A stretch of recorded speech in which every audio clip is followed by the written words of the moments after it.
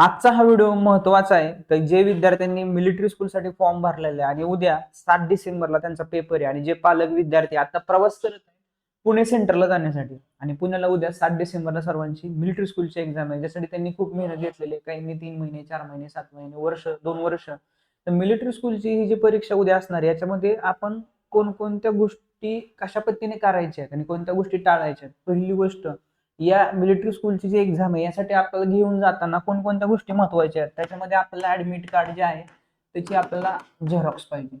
ठीक आहे, ते तुम्हाला प्रिंट घेऊन जायची. त्याच्यामध्ये तुम्हाला फोटो वगैरे आपण बघणारच आहे. त्याचबरोबर तुम्हाला तुमच्या विद्यार्थ्याचं आधार कार्ड मेन ओरिजिनल आणि त्याच्या 2 झेरॉक्स. ठीक आहे, त्याच्यावर तुमचा जो फोटो आहे तो त्या आधार कार्डवर लावलेला असला पाहिजे. एक एक्स्ट्रा फोटो ठेवू शकता तुम्ही. ठीक आहे, तर ह्या महत्वाच्या गोष्टी आहेत. त्याच्यामध्ये तुम्हाला बॉल पॉइंट पेन हा महत्वाचा आहे, ब्लॅक किंवा ब्ल्यू. ठीक आहे, तो बाकी कोणत्याही प्रकारची काही गोष्ट महत्वाची नाही विद्यार्थ्यांना, हे महत्वाचं आहे. मग कोण म्हणाले की आम्ही पाऊच वगैरे किंवा पाण्याची बॉटल, तर ठीक आहे, पण ह्या सर्व गोष्टी त्यांनी मेन्शन केलेले की ह्या गोष्टी आलो नाही होणार आहे. तो मेन म्हणजे ह्या गोष्टी महत्वाच्या आहेत. आता एक आधार कार्ड आपण समोर आपण बघूया. हे एक या विद्यार्थ्याचं हे आहे ऍडमिट कार्ड. याच्यामध्ये दिसते आपल्याला इथं फोटोग्राफ आहे. तर या ठिकाणी आपल्याला एक फोटो इथं दुसरा लावायचा आहे. या ठिकाणी सही आहे ते विद्यार्थ्याला त्या क्लासरूम मध्ये पेपरला गेल्यानंतर शिक्षकांच्या समोर इथे सही करायची आहे. ओके, आता याच्यामध्ये दिसतोय विद्यार्थ्याचा रोल नंबर. हा विद्यार्थ्याला महत्वाचा आहे की जो त्याला तिथं पुट करायचा आहे, जो ओएमआर वरती विद्यार्थ्याला लिहायचा आहे. ओएमआर वरती रोल नंबर कसा लिहायचा हे पण बघणार आहे. आणि दुसरं म्हणजे इथे एक सेंटर कोड आहे. विद्यार्थ्याला सेंटर कोड कुठं आहे हे एक माहिती असावं, 116 नंबर. ओके, तो अशा प्रकारे हे महत्वाच्या गोष्टी याच्यामध्ये. सगळ्यात महत्वाची गोष्ट आहे की ह्या पेपरसाठी आपला 10 वाजता गेट क्लोज होणार आहे. म्हणजे विद्यार्थी हा 9च्या साधारण अगोदर किंवा 9च्या आसपास तरी विद्यार्थी त्या ठिकाणी उपस्थित पाहिजे. कारण 10 वाजता गेट क्लोज होतं. गेल्या वर्षी मी स्वतः पाहिलेले आहे की विद्यार्थ्यांना घाई झाल्यामुळं गडबड झाल्यामुळे विद्यार्थी असे पळत होते आणि पडत होते विद्यार्थी खाली, इतकी घाई झाली होती. आणि मग अशा मेंटॅलिटीमध्ये जर विद्यार्थी क्लासरूम मध्ये गेला तर त्याचा पेपर कसा होऊ शकतो, म्हणजे किती त्याला प्रॉब्लेम येऊ शकतो. त्यामुळे सर्वजण यासाठीच एक दिवस अगोदर मोस्टली पालक पुण्यामध्ये चाललेले आहेत. प्रवास त्या तिथं नाही का, तिथं विश्रांती घेऊन दुसऱ्या दिवशी पेपरला येणार आहे. तो मोस्टली सगळ्यांना हे जमणार आहे. पण काही तरी पण उदाहरण म्हणून आम्ही तिथे पाहिले होते, विशेषतः पुण्यामधल्या पालकांना हा उशीर होऊ शकतो, ट्रॅफिक वगैरे जास्त असतं. त्याच्यामुळं 9चं टायमिंग आहे रिपोर्टिंग, ते सर्वांनी जर पाळलं तर काही गडबड होणार नाही. तर विद्यार्थ्याला जी ओएमआर मिळणार आहे, ओएमआर वरती कुठल्या कुठल्या गोष्टी आहेत, त्याच्यामध्ये रोल नंबर, जो इथं रोल नंबर जो काय आहे तो त्या पद्धतीने. बुकलेट नंबर हा त्या क्वेश्चन पेपर वरती असतो विद्यार्थ्याच्या. सेंटर कोड हा विद्यार्थ्याच्या ऍडमिट कार्ड वरती होता. आणि क्वेश्चन पेपरचा कोड असतो, म्हणजे समजा ABCD अशा प्रकारचा जो कोड असतो तो इथे येतो. विद्यार्थ्याचं पूर्ण नाव या ठिकाणी टाकायचं आहे. सगळ्या सूचना या ठिकाणी दिलेल्या असतात. ठीक आहे, खाली या ठिकाणी विद्यार्थ्याची सही आहे, शिक्षकांची सही आणि सिरियल नंबर. म्हणजे इथे आपण काही करायचं नाही, इथेही विद्यार्थ्याची सही ते शिक्षक सांगितल्यानंतर करतील. तो आरएमएस पेपर साठी विद्यार्थ्याला 10 वाजता आतमध्ये घेतलं जाणार आहे. 10 ते 11, 11:30 पर्यंत जवळजवळ विद्यार्थी 11 पर्यंत त्या ठिकाणी त्याला ओएमआर कशी भरायची याची सूचना देऊन ओएमआर भरून घेतलं जाणार आहे. त्याच्यामुळे काही प्रॉब्लेम येणार नाही. ज्या विद्यार्थ्याला काही अशी अडचण वाटत असेल ओएमआर भरताना, तर डायरेक्ट त्यांनी शिक्षकाला विचारलं तर ते त्याला हेल्प करतील सर्व प्रकारे. त्यामुळे इथं टेन्शन घ्यायची गरज विद्यार्थ्याला नाहीये. ते झाली मेन ओएमआर. मेन ओएमआर मध्ये दिसते आपल्या विद्यार्थ्याला एकच काळजी घ्यायची आहे की बाबा रोल नंबर भरत असताना समजा त्याचा रोल नंबर आहे 1 2 3 4 5 6. ठीक आहे, तर 1च्या खाली बरोबर जिथं समजा 1 आहे ना, इथं 1 दिसतंय समजा, तर इथं 1च आलं पाहिजे. किंवा पहिल्यांदा 0 असतं, नंतर खाली मोस्टली 1 असतं, तर इथं 1 दिसतंय तर 1 इथे येणार, 2 ला 2 इथे येणार, 3 ला 3 इथे येणार, 4च्या खाली 4 इकडे साईडला, या लाईन मध्ये 5 आहे तर 5च्या खाली 5, 6च्या खाली 6. म्हणजे लक्षात घ्या, आपला जो नंबर इथं लिहिलेला आहे त्या नंबरच्या खाली तो योग्य नंबर दिलाय त्याला गोल करायचा.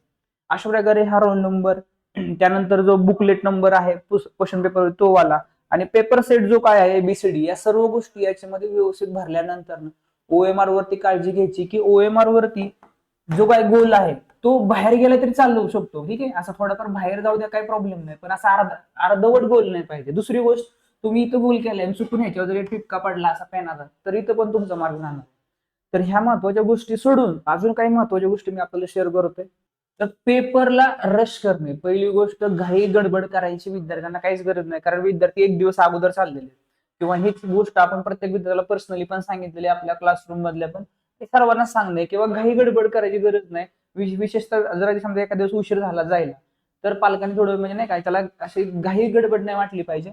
आणि तो 10 वाजता तिथं समजा पोहोचला तर त्याला ऑटोमॅटिक ते घाई होते, कारण उशीर झालाय असं त्याला वाटू शकतो. त्यामुळे घाई गडबड करायची गरज नाही. पेपर सोडवताना पण घाई गडबड करायची गरज नाही. पेपर व्यवस्थित पाहून घ्यावा, सगळ्या सूचना वाचाव्यात आणि नंतरच प्रश्न सोडवावे. वाचून प्रश्न सोडवावेत. अर्धा प्रश्न वाचून जे विद्यार्थी प्रश्न सोडतात त्यांचे बऱ्यापैकी मग सोपे प्रश्न पण चुकतात. या गोष्टी घाई गडबड करायची काही गरज नाहीये. डिफिकल्ट क्वेश्चन्स फॉर अटेम्प्ट लक्षात घ्या. तो डिफिकल्ट जे क्वेश्चन्स आहेत ते फर्स्ट अटेम्प्ट करायची गरज नाही. आपल्याला डिफिकल्ट वाटतो एखादा प्रश्न, जिथं आपल्याला वाटतं की याला थोडा वेळ द्यावा लागेल, तर तुम्ही त्याला वेळ नंतर द्या. त्याला तुम्ही साईडला लिहून घ्या असं आपण सांगितलेले आणि आपल्या मॉक टेस्ट मध्ये पण आपण विद्यार्थ्यांकडून हे करून घेतलं होतं. त्यानंतर ओएमआर वरती बबलिंग मिसमॅच म्हणजे लक्ष घ्या, ओएमआर वरती यावेळेस विद्यार्थ्याला जे काही ओएमआर आहे त्याच्या खाली एक कार्बन कॉपी, त्याच्या खाली अजून एक ओएमआर राहणार आहे की जी कार्बन कॉपी म्हणजे विद्यार्थ्याला एक ओएमआर दिली जाणार आहे पेपर झाल्यानंतर, ती विद्यार्थ्यांनी व्यवस्थित आणायची. आता जी ओएमआर वरती एबीसीडी असं त्याला गोल करायचं, ठीक आहे. तर व्यवस्थित त्यांनी तो गोल केलेले, ठीक आहे. किंवा कधी कधी काय होतं विद्यार्थ्याला तो विद्यार्थ्याने सोडवला, हा समजा 21 नंबरचा आहे, त्याने सोडवला 20 नंबरचा प्रश्न आणि 20 नंबरचा प्रश्न सोडवला, त्याचं उत्तर त्याला 20 ला लिहायच्या ऐवजी त्याने चुकवून 21 ला लिहिलं, तर हा घोळ नाही झाला पाहिजे. कारण एकदा जर एक सिक्वेन्स चुकला तर पूर्ण पेपर चुकू शकतो. तिथे थोडंसं लक्ष ठेवायचं आहे. त्यानंतर क्वेश्चन नीट न वाचणे सगळ्यात मोठी गोष्ट आहे. खूप जणांना अडचण येते. क्वेश्चन पूर्ण वाचा. पूर्ण वाचल्यानंतर तुम्हाला तो समजायला नाही समजा तो पुढचा विषय, तो तुम्ही परत 2 वेळा वाचू शकता. अर्थ समजण्यासाठी थोडा वेळ घेऊ शकता. क्वेश्चन नीट वाचणे, पूर्ण वाचणे फार महत्वाची गोष्ट आहे. त्यानंतर स्टेप बाय स्टेप थिंकिंग सोडून गेसिंग करणे. तो काही विद्यार्थ्यांचा असं असतं की डायरेक्ट गेस करला, तो गेस करायची गरज नाही तुम्हाला. तुम्ही ऑप्शनचा विचार करा, ठीक आहे. क्वेश्चन नीट वाचा अगोदर, ऑप्शन पहा आणि याचा तुम्ही रिलेशन जर लावलं तर तुम्हाला कमी वेळामध्ये उदाहरण सुटणार आहे. पण गेस नका करू. गेस कधी करायचा विषय जर तुमचा पेपर पूर्णच नाही झाला म्हणजे किंवा काही प्रश्न शिल्लक राहिले आणि वेळ संपायला आलेला, अशा वेळेस तुम्हाला करावा लागेल तो विषय. पण मोस्टली जे विद्यार्थ्यांनी तयारी केलेली आहे मागच्या 4-5 महिने 3 महिने, त्यांना अशी वेळ येणार नाही. तो व्यवस्थित क्वेश्चन वाचा, ऑप्शन पण वाचा आणि ऑप्शन वरून आणि ह्या दोघांची सांगड घालून तुम्हाला उत्तर अधिक फास्ट येणार आहे आणि क्लिअर पण येणार आहे. देन टाइम पॅन लक्षात, टाइम किती राहिलाय काय याचा तुम्ही पॅनिक होऊ नका. सगळं तुम्हाला 2.5 तास वेळ आहे. ज्या विद्यार्थ्यांनी घरी 2.5 तासाच्या आत पेपर सॉल्व्ह केलेला आहे तिथंही त्याला 2.5 तासाच्या आतच सॉल्व्ह होणार आहे. काही काळजी करायची गरज नाही. तरी पण तुम्हाला जे टाइम बेल दिलेली असते त्याच्याकडे तुम्ही लक्ष ठेवा. ते स्कूलमध्ये पण ते टाइम सांगतात किती वेळ राहिलेला आहे शिल्लक. ह्या त्याच्यामुळे आणि घड्याळ जर घेतला असेल आपण, घड्याळ जे काट्यावाला तिथे तुम्हाला अॅलो करतील. आणि सगळ्यात महत्वाचा विषय की ज्यावेळेस आपण ऑफलाईन सेंटरला विद्यार्थी एवढा प्रवास करून चाललेत आणि तिथली गर्दी पाहून, तिथले विद्यार्थी पाहून आपण त्यांच्याशी आपली तुलना करायची काहीच गरज नाहीये. लक्षात घ्या, तो इतरचं काय चालू आहे, इतर मुलांचं काय चालू आहे, तो पेपर कसा सोडवतो त्याकडे पाहायची काहीच गरज नाही.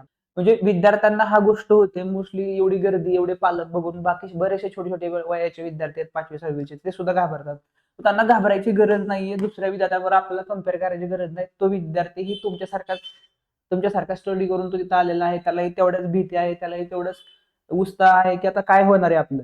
त्याच्यामुळं हा एक महत्वाचा विषय की छोट्या मुलांसाठी मी सांगायचे, त्यांना घाबरायची गरज नाही. आपला पेपरकडे लक्ष द्या, आपापला पेपर सोडवा आणि 2.5 तास झाल्याशिवाय तुम्हाला सोडलं जाणार नाही. तो अशा पद्धतीने ह्या आरएमएस एक्झामसाठी मयूर कस्तुरे स्पर्धा परीक्षा परिवाराकडून आपल्या सर्वांना खूप शुभेच्छा. आपला जो प्रवास आहे या परीक्षेसाठी आणि जो पेपर आहे तो अधिक चांगला आपल्याला जावं. जर तुम्ही तयारी केली तर सगळ्या गोष्टी यावं. त्याचबरोबर त्याची अँसर की, या पेपरची अँसर की उद्या पेपर झाल्यानंतर पहिल्या अर्ध्या तासामध्ये आपल्या युट्यूब चॅनलवरती आपल्याला पाहायला मिळणार आहे. यासाठी महत्वाचे जी के क्वेश्चन आहेत ते पण आपण याच्या अगोदर घेतलेले आहेत, तर पाहून घ्या एकदा. आणि आजच्या पण व्हिडिओमध्ये एक नेक्स्ट व्हिडिओ आपल्या पुढे येणार आहेत आयएमपी जी के क्वेश्चन, जे आरएमएस साठी महत्वाचे असणार.